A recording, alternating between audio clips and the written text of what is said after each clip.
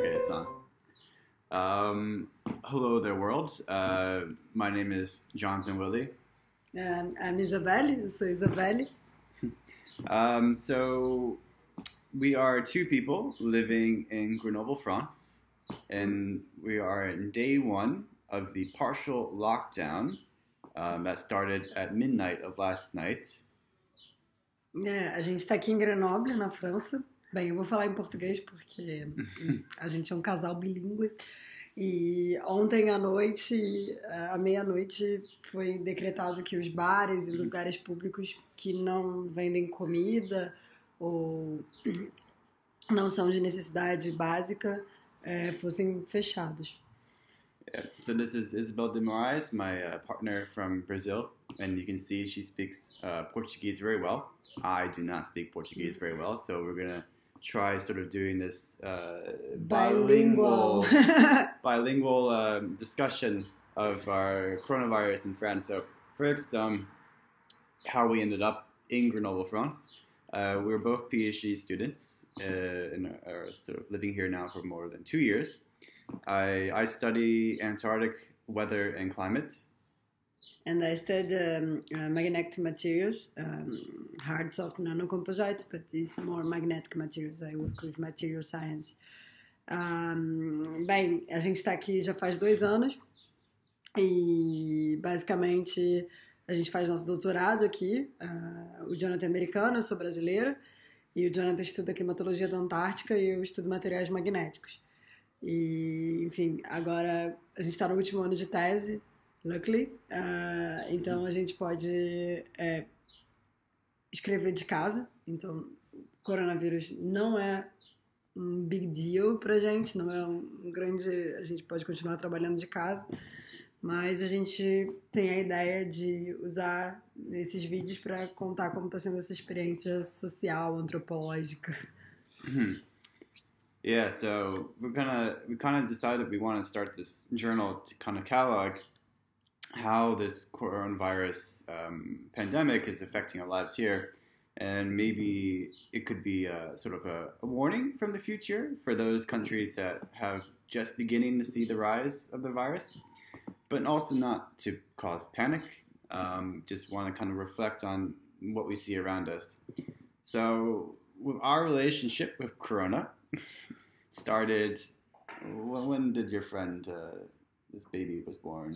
Yeah, in January, the last week of January, you have a Chinese friend that lives in France, and he came here with his pregnant wife, and then the baby was born and was everything fine, but it was already scheduled that his mother would come to help with the baby and so on, and we were really tense because it was when like she caught the last flight from China to Europe, and we were really like, oh my god, if she has the virus and so on. And in the end, it's fine, she's better than us, and now you see like Chinese doctors are coming to Italy to help. So, I mean, but it was the first, I mean, we live in a very international city. You have friends from everywhere in the world. So it's really interesting to see how coronavirus make us anxious even before it arrived like really in Europe. Yeah, I would say our perspective has been rather unique because we've been seeing the virus, I mean, not just, of course, reading in the news, but seeing it slowly affect the people around us. Not like actually like infecting them, but more of it affecting their lives and sort of dealing with that with our friend's mother, for instance. Like, yeah, we were... Are you speak a bit in Portuguese? Oh, yeah. So, a gente tem um amigo chinês, né, que veio pra França, meu amigo já há bastante tempo aqui, e ele veio com a esposa dele, que estava grávida, eles tiveram um bebê, tá tudo bem. Só que a mãe dele já tava tudo acertado pra mãe dele vir passar um tempo pra ajudar o bebê, pra ajudar nos primeiros meses do bebê, né. E praticamente ela pegou o último voo da China pra Europa. A gente estava muito tenso, pensando se ela estiver contaminada, ela vai ter interação com o bebê, vai ter interação com o sistema de saúde. No final, ela estava tudo bem, ela definitivamente não tinha o vírus, até porque ela era de uma região bem distante she was very distant of Wuhan, that she was from the south of China. Então estava tudo bem, but é muito louco, porque como a gente tem um ambiente muito internacional aqui, a gente tem muitos amigos de todos os lugares do mundo, e a gente também viaja bastante para todos os lugares do mundo por causa do nosso trabalho, a gente já sentia o impacto do coronavírus muito antes dele estar chegando na Europa, porque já começou tipo essa tensão com o yuan, and after we have a friend that comes from the north of Italy, so when the virus hit Italy, it's really like the region where our friend lives, and I mean we were there last in the Christmas. We spent some days with her family because it's quite close. It's 3 hours by car. Yeah, she has a lovely grandmother. Yeah, with a goose that protects her. Yeah, exactly. And we were like, I mean, you were seeing like her anxiety and everything was going on with her family. They being locked down. So even before the things arrive here, we also have this like very, how can I say, inside testimonials from the crisis. And then 2 weeks ago, we took a vacation to the island of Madeira. It's a small Portuguese island. And this was around the time when the crisis in Italy was really beginning to escalate. Yeah, when we left the airport in Portugal, when we were leaving the arrivals section of the airport, like there was a woman from the news asking, "Oh, are you coming from Italy?" And say, "No." Okay. But they start to be like a big deal, like in Italy, and it was really, really fast, like how things evolved. Like from the time we arrived in Portugal and from the time we left Portugal, the situation in Italy like changed completely.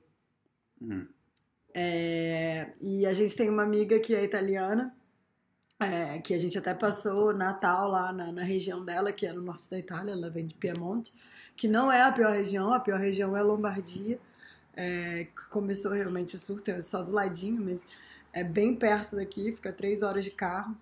E aí depois da situação com o nosso amigo chinês, a gente começou a ter essa situação com a nossa amiga italiana, tipo, recebendo notícias da família, ficando super ansiosa, porque eles viriam visitá-la e aí fecharam as estradas, a mãe dela foi dispensada do trabalho, o pai também, então assim, realmente muito, muito, já chegando perto da gente.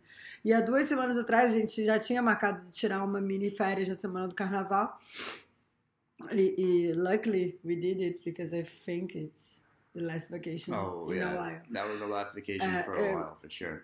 A gente deu sorte de conseguir tirar essas fériasinhas, e porque eu acho que não vamos poder pegar avião tão cedo.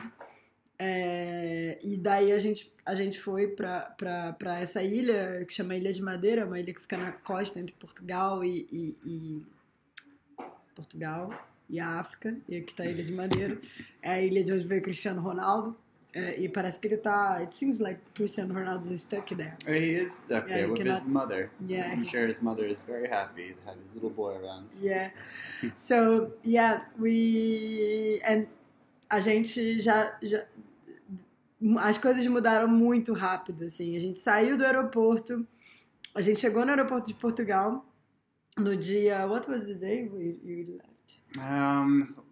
2 weeks ago. Yeah, 24, maybe? Yeah, it was pretty much... February 24? Pretty much 2 weeks, yeah. Acho que foi no dia 24 de fevereiro. Foi na segunda-feira de carnaval. E aí a gente chegou e aí já tinha uns repórteres entrevistando, perguntando se a gente tinha vindo da Itália e tal. A gente falou que não.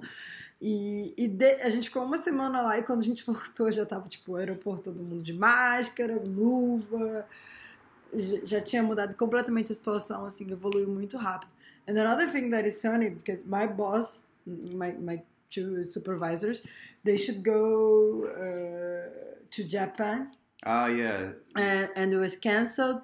And it was cancelled during the week I was in Madeira. And I should be going to Vienna today.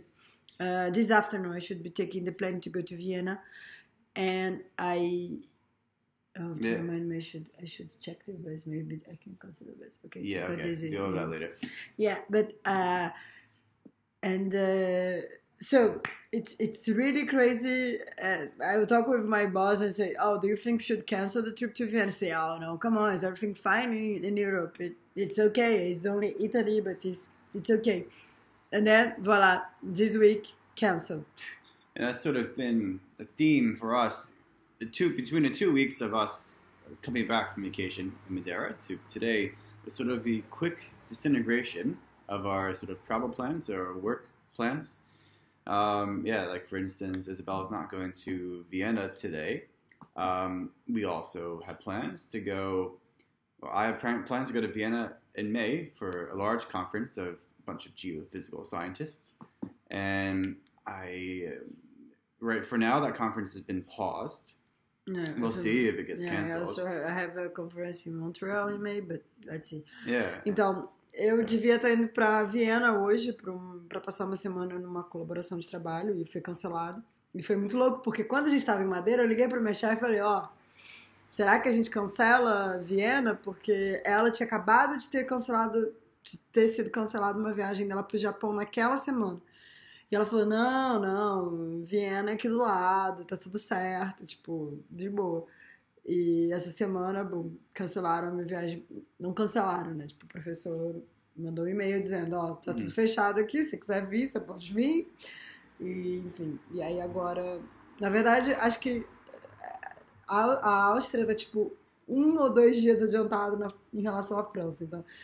So, I think Austria was like 1 or 2 days in advance with respect to France, because I was checking the news in Austria because of my trip to go there, and they say, oh, is everything locked here? And universities, like first level university and schools. I mean, I would go to the university. There is no sense for me to go there. The university is closed. And then they said, and then like 2 days after in France, closed too. So it's like there is kind of a shift. So because of this, maybe this video you're doing is going to be like the procedure that is going to be taken in Brazil or in U.S. We don't know. Yeah, and it's sort of been an interesting realization that this virus is working on a really sort of mathematical model, basically. I mean, it was around us. We just didn't quite start noticing until recently that basically places that had more infections than where we currently are today were actually just in like sort of pictures into the future for us. Esse vírus ele evolve numa escala exponencial, né, a partir de um certo momento de contágio. E é muito interessante ver que essa curva ela tem uma repetibilidade, né? Em cada país você vê, dia 1, dia 2, dia 3, como a taxa evolve de contágio do vírus. E é como se a gente pudesse prever um pouco o futuro, sabe? Daqui a 2 semanas a gente vai estar nessa situação, daqui a 3 dias a gente vai estar nessa situação. E é muito louco, é muito louco. Sim. Yeah. And so I think we are going to, this is the idea, is just to tell what's going on. For now, life is pretty much you are organizing to have our desktop at home, to be able to write and to do our work from here. But I mean, I grew up in Rio de Janeiro, not in the city center, but in a neighborhood, like in the metropolitan zone of Rio de Janeiro. And I mean, you had narco-trafficking gangs, conflicts. We have many unpredictable things. And if you live in Rio, you know what I'm talking about. So this quarantine for now seems like quite calm, I'd say, compared with the things I already lived in life. Então, eu cresci em Acari, no Rio de Janeiro, e tinha guerra de facção criminosa. Então, assim, várias vezes durante a minha infância eu não podia ir para a escola porque as ruas estavam bloqueadas, porque tinha conflito. Então, assim, sinceramente, até agora, o que está acontecendo aqui é muito tranquilo, assim, tipo... obviamente as pessoas estão ficando doentes, as pessoas estão morrendo, tem um grupo de risco, a gente tem que valorizar os idosos, né, que a gente tem que se preocupar com os idosos.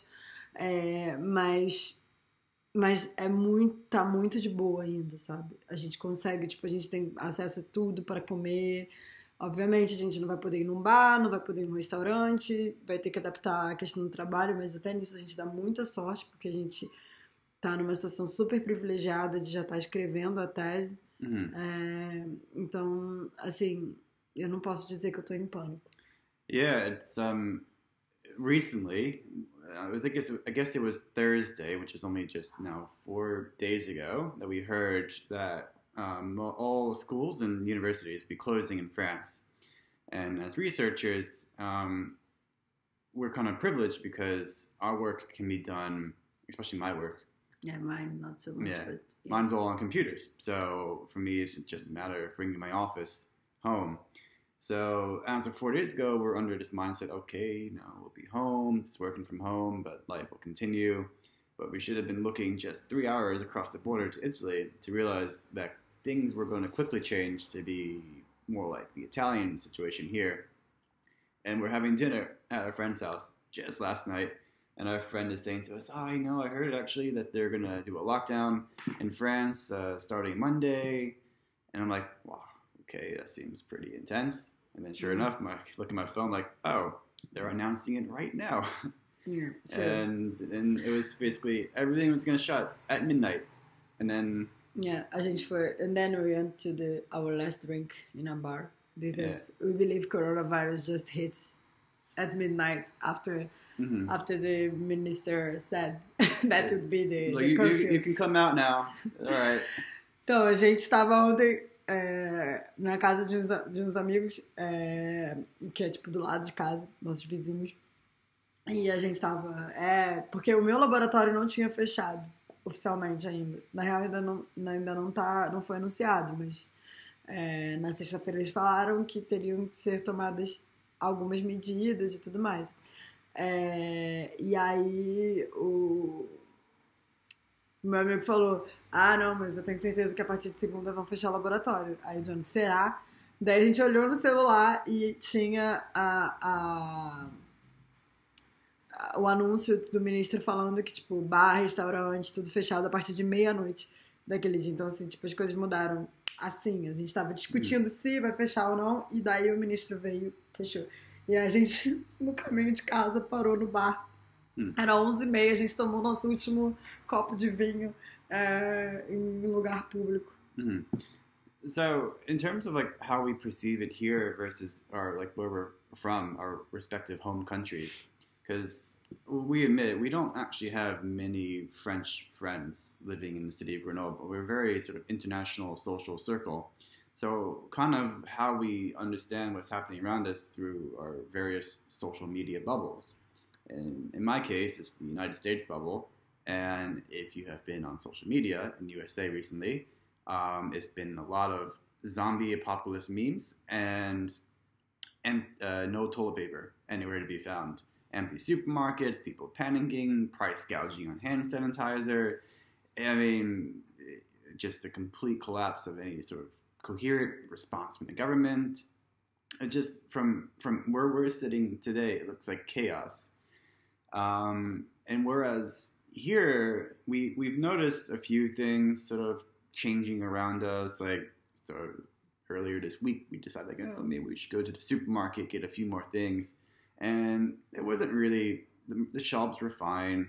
Last time we noticed the bread was running a bit thin, but honestly, no chaos. If anything, we say people in France maybe seem a bit too relaxed about it, but we'll see about it. But I mean, I really do have concern, not for myself, but for my friends, and especially my older family members back home, where I don't have as much confidence in how the U.S. government is handling this response. And so I do have concern for people who, like my parents who are older and do have some underlying health issues. And so all I can do, though, is just sit here and see what happens. And I think in Brazil the situation is better. I mean, you have a public health system that is not amazing, but at least it's not like what happened in U.S. Still, like, you have the problems that people should be should not go to work or avoid to go to work if the work is not essential. We're still seeing like some absurd cases, like a family that was diagnosed as coronavirus, like a upper middle class family that has a clean lady and ask the clean lady to come and clean the house, like even though they had the coronavirus. So I mean, you have this kind of situation, but so far, I mean, my social media bubble in Brazil, they are okay, they are doing fine. So let's see. Então, o Jonathan estava falando que ele está muito preocupado porque nos Estados Unidos parece tipo um apocalipse, tipo caos total, prateleiras de supermercados completamente vazias e ele está muito preocupado porque o sistema de saúde lá é completamente pago, né? Muito difícil de você ter acesso à saúde sem pagar, e ele está preocupado também com os familiares dele, que já têm mais idade, os pais dele, que têm algumas condições de saúde mais complicadas. E a gente está vendo que os Estados Unidos a situação está um pouco complicada, porque eles realmente não sabem o que está acontecendo, assim, they don't know exactly how many cases, and they have very few tests, testaram pouquíssimas pessoas. Então, bem, e eu acho que no Brasil, pelo que eu tô vendo na minha bolha de rede social, aparentemente as coisas estão tranquilas. Acho que a gente tem um sistema de saúde mais robusto ou mais humano, que nessa crise pode ser mais eficiente. É óbvio que eu acho que existem coisas absurdas acontecendo, como vi o relato de um casal da classe alta carioca que foi detectado por coronavírus e quis que a faxineira viesse em casa limpar do mesmo jeito, tipo, enfim, as distorções brasileiras, né, que a gente já conhece. E óbvio, né, que o patrão não vai deixar ninguém em casa de bobeira. Uhum. O sistema não comporta isso, então a gente tem que realmente lutar assim, a gente tem que realmente prestar atenção para ter as medidas que sejam, em primeiro lugar, a saúde, não o lucro, né? E eu acho que esse caos, essa crise, essa pandemia está dando a oportunidade da gente rever como esse sistema funciona e questionar, né, se ele realmente é eficiente, para quem ele é eficiente, para o que ele é eficiente e enfim. So I'm saying that it's an interesting opportunity to us to see with this pandemia how the system works and what are the problems of the system, and that is not efficient for everything, and maybe you have to change the logic a bit, a lot. A lot, yeah. Because I think it's an opportunity with something that is not so lethal. For us to learn and to see how the health system in each country, how the collaboration between countries, how science is important, how research is important, como a pesquisa é importante, como ciência é importante para combater uma crise como essa também. So, and how you have to really trust scientists, and like it's not because we are scientists, but we see that we have these flat earth, anti-vax movements. A gente vê que tem movimento terra plana, anti-vacina, todas essas coisas, e como nós, cientistas, estamos sendo descredibilizados. Então, assim, como são esses profissionais de ciência, de saúde, que estão ali no laboratório, que estão ali na ponta da tecnologia, que vão realmente ajudar, e por que essas áreas precisam de investimento e precisam ser valorizadas, né?